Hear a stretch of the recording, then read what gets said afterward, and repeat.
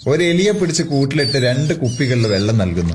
ഒന്ന് ശുദ്ധമായ പച്ചവെള്ളവും രണ്ടാമത്തത് ഡ്രഗ്സ് മിക്സ് ചെയ്ത വെള്ളവും.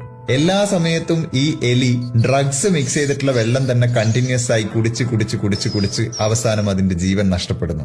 ഇതായിരുന്നു അഡിക്ഷനെ കുറിച്ച് അതുവരെ ഉണ്ടായിരുന്നിട്ടുള്ള ഒരു പഠനം. ആൻഡ് ഈ പഠനം തെളിയിക്കുന്നത് മറ്റൊന്നുമല്ല, ഡ്രഗ്സ് എല്ലാം തന്നെ പ്രതിരോധിക്കാൻ പറ്റാത്ത വിധം അഡിക്റ്റീവാണ്.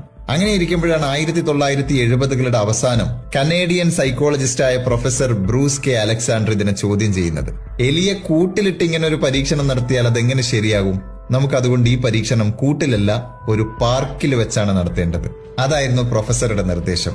അങ്ങനെ കാനഡയിലെ സൈമൺ ഫ്രേസർ യൂണിവേഴ്സിറ്റിയിൽ എലികൾക്ക് വേണ്ടി ഒരു റാറ്റ് പാർക്ക് ഒരുക്കുകയാണ്.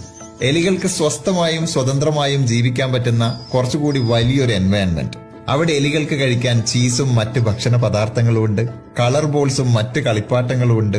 എലികൾക്ക് സ്വൈര്യ വിഹാരം നടത്താനുള്ള സ്പേസ് ഉണ്ട്, ഉല്ലസിച്ച് അർമാദിക്കാൻ പറ്റുന്ന ടണലുകളുണ്ട്.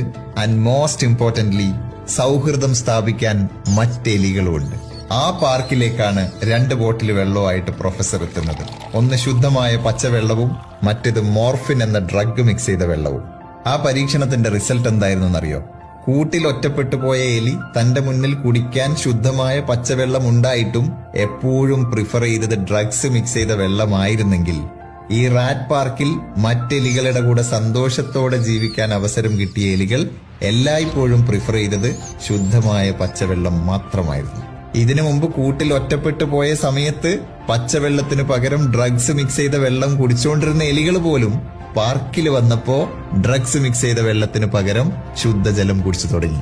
അഡിക്ഷന്റെ കാരണം ലഹരി പദാർത്ഥങ്ങളല്ല, അത് ഒരുവൻ അകപ്പെട്ടിരിക്കുന്ന കൂടാണ്. സ്നേഹത്തോടെയും സന്തോഷത്തോടെയും ജീവിക്കാൻ സാധിച്ചപ്പോൾ ലഹരി ഉപേക്ഷിച്ച എലികളെ പോലെ തന്നെയാണ് മനുഷ്യരും. സന്തോഷത്തോടെ മറ്റുള്ളവരുമായി കണക്റ്റഡായി ജീവിക്കാൻ കഴിയാതെ വരുമ്പോഴാണ് മനുഷ്യൻ പലതരത്തിലുള്ള ലഹരികൾ തേടിപ്പോകുന്നത്. അഡിക്ഷന്റെ വിപരീതം സ്വബോധമല്ല, അത് കണക്ഷനാണ്. സോ നെക്സ്റ്റ് ടൈം ലഹരിക്കടിമപ്പെട്ടു പോയ ഒരു സുഹൃത്തിനെ കാണുമ്പോൾ try to connect with him. ഒരുപക്ഷെ അവരുടെ ആ കൂട് പൊട്ടിച്ചു കളയാൻ അത് സഹായിക്കും. Super hits red FM. കേൾക്കൂ കേൾക്കൂ, കേട്ടുകൊണ്ടേയിരിക്കൂ.